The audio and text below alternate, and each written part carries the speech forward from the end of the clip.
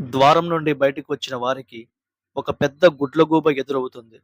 ఆ గుడ్లగూబ వారి వంక చూస్తూ, "ఎవరు మీరు? నిధి కోసం వచ్చారా?" అని అంటుంది. రవి మరియు హరికి ఆశ్చర్యం కలుగుతుంది.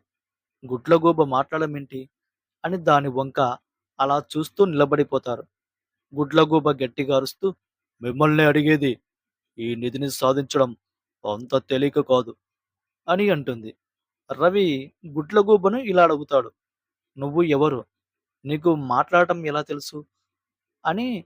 అప్పుడు గుడ్లగూబ, "నేను ఈ అడవిలోనే ఉంటాను. ఈ అడవి యొక్క సంరక్షకుడిని. మీరు ఈ నీతిని సాధించాలి అంటే ముందు నేను అడిగే ఒక చిక్కు ప్రశ్నకు సరైన సమాధానం చెప్పాలి. అప్పుడే మీరు ముందుకు వెళ్ళగలరు" అని హెచ్చరిస్తుంది. రవి, హరి మేము కూడా సిద్ధమని బదులిస్తారు.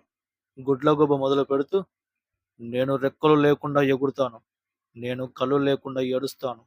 నేను ఎక్కడికి వెళ్ళినా చీకటి నన్ను అనుసరిస్తుంది. నేను ఏమిటి?" అని అడుగుతుంది.